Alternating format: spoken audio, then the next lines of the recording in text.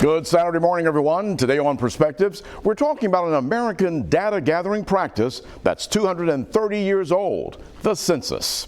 The United States was just 14 years old when, in 1790, the newly independent country decided to count its citizens. And every 10 years since then, the U.S. government has collected data during the census. It is used today in a variety of ways. The data that you share affects decisions regarding community services and how billions of dollars of federal funds are distributed to our local and state governments. As you see on this short list, the funding supports local programs for schools, health care, community assistance, infrastructure, public safety, housing, food, and other very important needs. Funding to the state of Alabama and its counties like Mobile and Baldwin County is tied in some form to census data. The census counts every person, that's both adults and children, and data from the census affects everyone.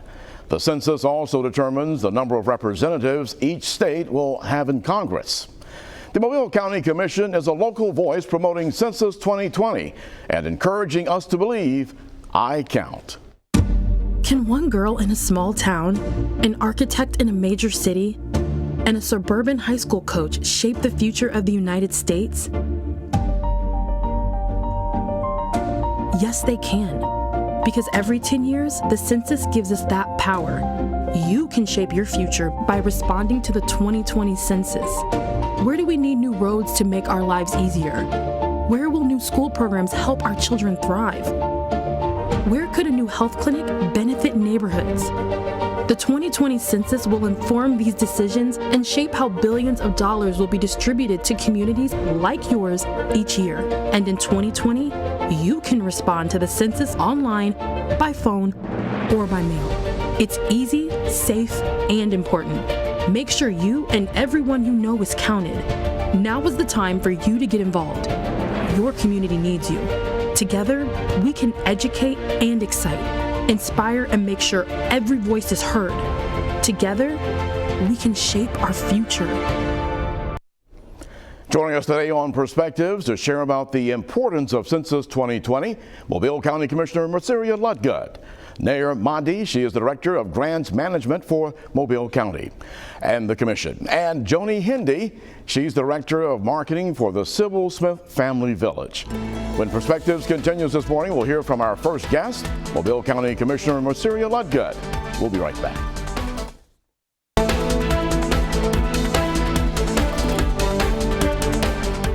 And welcome back to Perspectives. This morning, our first guest, Mobile County Commissioner Merceria Ludgood. Thanks for joining us this morning. Good morning. You were quoted as saying, as it's important that the citizens of Mobile County realize how vital it is for each resident, that's adults and children, be counted. Why so? Well, we need every single person counted because each person who is counted later translates into funds that we can use to provide services. And so I don't care how many children there are in the house, whether it's a blended family, grandparents, whomever is in that household needs to be counted because those numbers matter. And when you look at those numbers, they translate into, you were saying, funding for the county and the area to benefit. Well, they actually provide funding that the county receives that we can then take and put to work in the community. And what are some of those ways that you're using it? Well, we have there are lots of different ways depending on the funding source, but we're able to do infrastructure work, which includes roads and drainage and get people off septic tanks. We're able to help seniors, programs for young people, affordable housing, housing for seniors. It runs the gamut. Yes. It really does. When you look at the previous census in 2010, I know some of the information was saying that we didn't do as well as you would like for us to have done, especially in some of the rural areas of the southwest and western parts of Alabama. Was that including us, or? I think Mobile County's return rate in 2010 was right around 75%, which is not terrible, but that means that we left 25% worse worth of dollars on the table. Wow. And so, but we had some communities that had much lower return rates, and so those are called hard to count communities. And typically you find sometimes it's communities of seniors, it's low income communities, sometimes rural communities. This year we have a new variable, and that is internet access. So if you're in a community that does not have reliable internet access, you're going to be one of those people who's going to have to take an extra step to be able to respond to the census. And with the county being behind this, how are you reaching out to these people to make sure that they know it's coming and we need you to participate? So we're working with community organizations. There are lots of, the state is doing its part, there are nonprofits who are doing their part, who are working with the people that they serve. The Mobile Public Library is one of our big partners.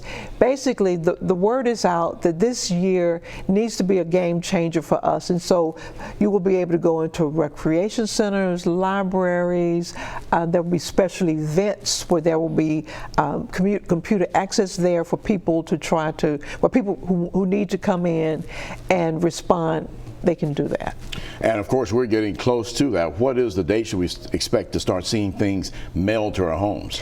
Well, we're told that the first mailings, they're going to go out in waves beginning about mid-March, and Census Day is April 1st. So the plan is by April 1st, everybody should have a mailing in their house that says, please either go online and complete this. If you don't want to go online, you can go on the telephone and call in. We will complete it on the phone, or you can call in and ask for a mail census form. And so trying to make it as easy as possible for people to participate.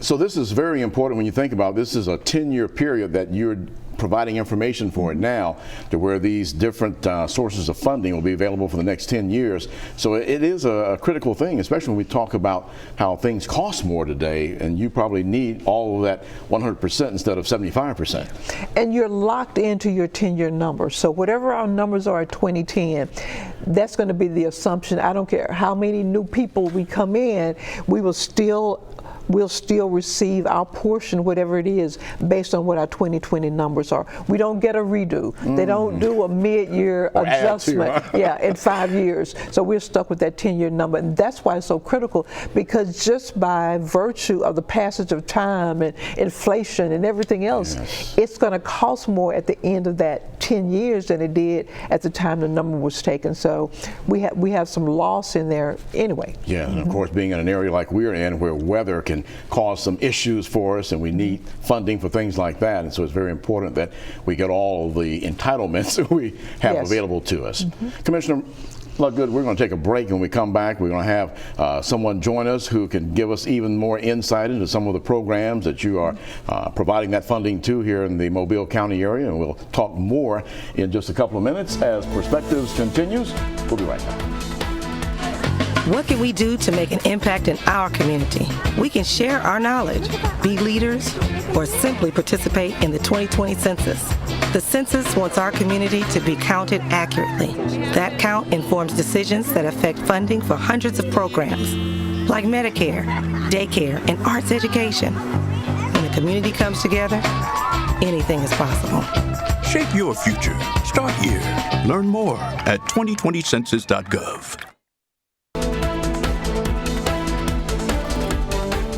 And welcome back to Perspectives. We're talking about Census 2020 this morning, and our guest, of course, Commissioner Marcelia Ludgood, and joining us now, Ms. Naya Mahdi. She's Director of Grants Management for the Mobile County Commission. And thanks for joining us and being a part of this discussion as well. One thing as we go into talking to Ms. Mahdi, what has been the reluctance of folks in the past to participate, not understanding how the information is benefiting beyond just somebody knowing more about them, or what seems to be the problem? Well, in a lot of communities, that's the kind of information that's being requested is considered private. And then they have no idea they're telling this anonymous government this what feels like very personal information. They have no idea about how it's going to be used. And overlaying that is, for some people, it's just a distrust of government, and they don't want to put their information out there. I think we have some additional issues in this census around, because there was so much talk around the citizenship question, but we've gotten constant reminders that there is no link to law enforcement, no link to immigration enforcement. So we're hoping one of those hard to count groups, which is the formerly incarcerated men, that they will not feel like this is going to somehow land them back in jail. So affecting their status. So it's safe. The information is confidential, and legally, no other agency can use it for any other purpose other than just this count. It's just the count. That's good to know. And of course, we all have the fear today of so little privacy due to social media and the internet. We're always wondering, well, they need this to allow me just to use it to do something else, but they want our information. So there is a great concern about that. And that's good to know that it is tied to the census and not other governmental agencies or those of law enforcement.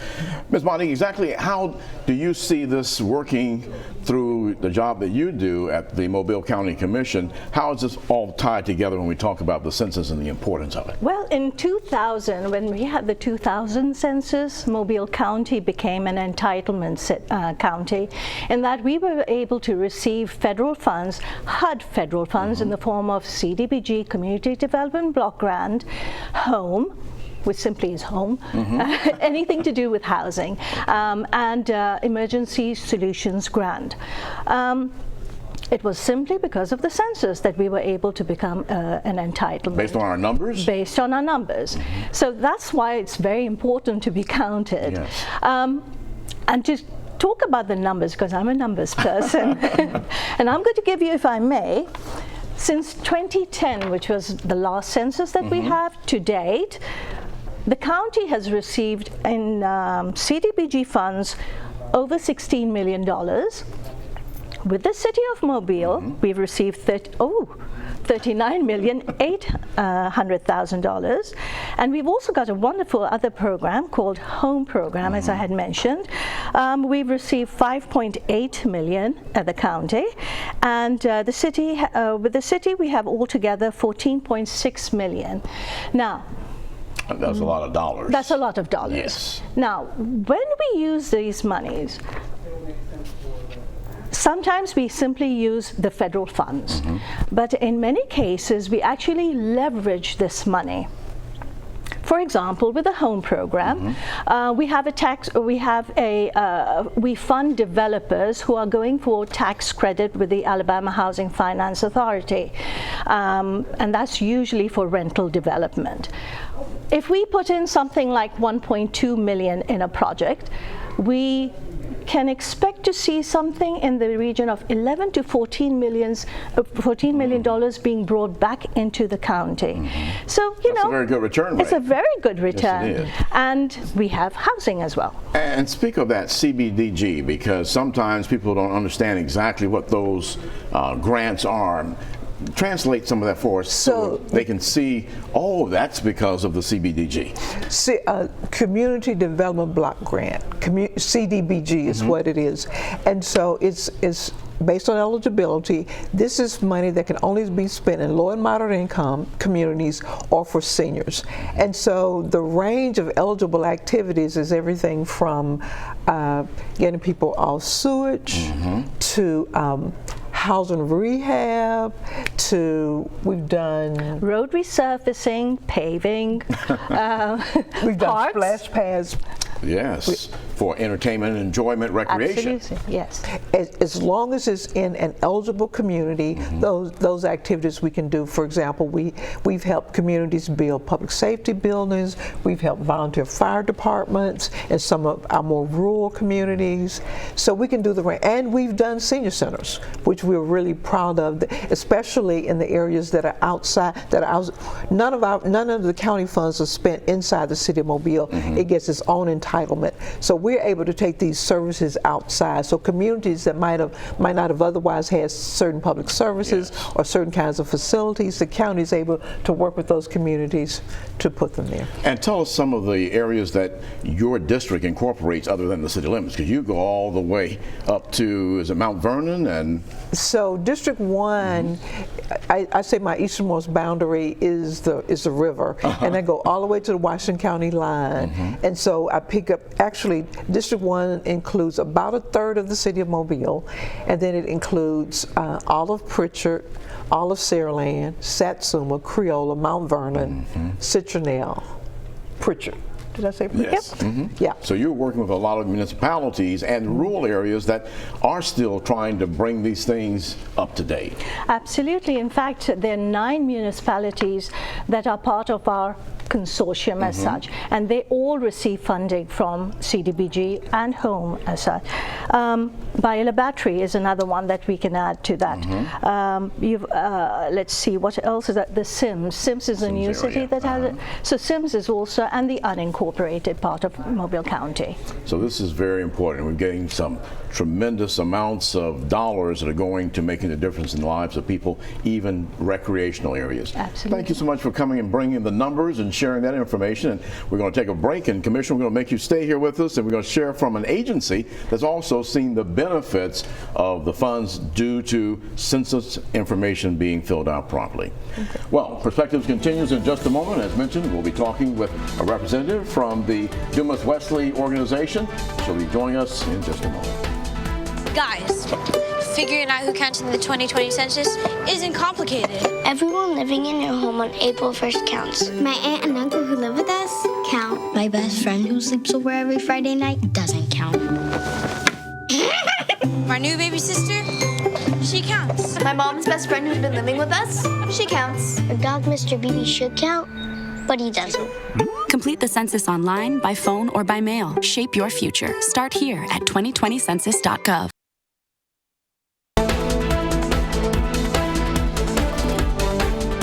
And welcome back to Perspectives. Our guest today, we're talking about Census 2020, and Mobile County Commissioner Masiria Lutgood still here with us this morning. We thank you so much for joining us. And now Joni Hindy, who's the Director of Marketing for Sybil Smith Family Village, which is a part of the Dumas Wesley program. It is. And we thank you for joining us here as well and talking about some of the benefits when we look at why it's important to fill out the information. And what you shared earlier, Commissioner Lutgood, was the aspect of we did decent 10 years ago, but that was a 75% mark. And when you heard some of the numbers that Mrs. Mahdi shared, it could be even larger amounts of funding if we hit the 90 percentile and 100%, correct? Yes, and that's what we're hoping for this time. We're hoping that we can generate enough enthusiasm where people will actually believe, if I go in there, I really can make a difference in this community, to bring in additional resources to serve agencies like the wonderful work they do at Dumas Wesley. And tell us how this one works into the picture when we talk about the Dumas Wesley program. Well, I grew up in Crichton, where Dumas West, where the center is located, and I'm just so proud of the work that they've been able to do in that community with just a limited amount of dollars. And Joni does that every day, and she can tell that story. Tell us more, Joni. Well, you know, the census is so important to nonprofits like Dumas Wesley Community Center. 42% of our annual budget is from federal dollars, and so without these federal dollars, we wouldn't be able to provide the services that we've been providing for 117 years. And 3 of our programs, Sybil Smith Family Village, which is our transitional housing program. Have you done that for 20 years now? Over 20? For yes. For homeless families, and then also our senior sale program for seniors, and our after school program for youth benefit from those federal dollars. So without these dollars, you know, we couldn't operate and provide these, you know, necessities that the community depends on.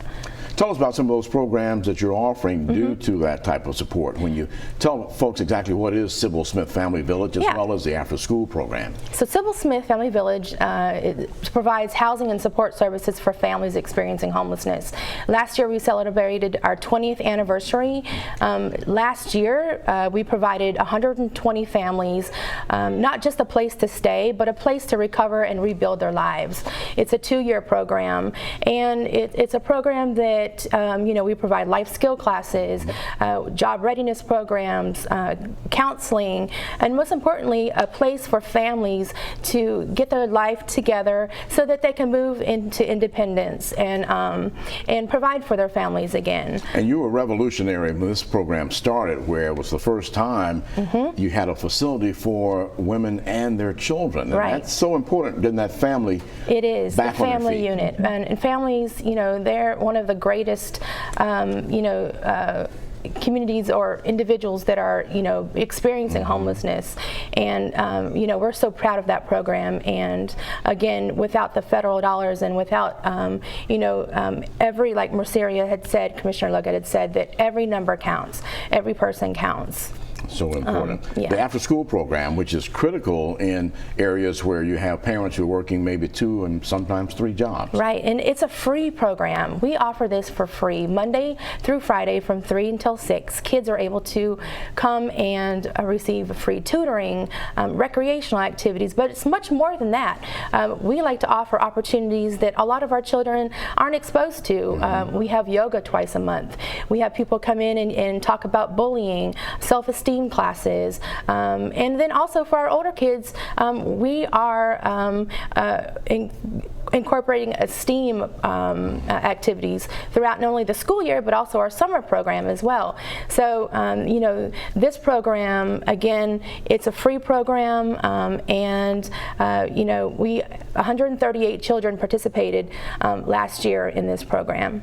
And when you talk about the senior offerings, and that's important in the area that you're located too, because seniors who may not have the resources to take advantage of some of the things we see on TV, but yet you're providing Since that. the early 70s, we've been providing a place for seniors to come to get up out of their home, especially for those that live alone or don't have the family support to come and fellowship with other seniors.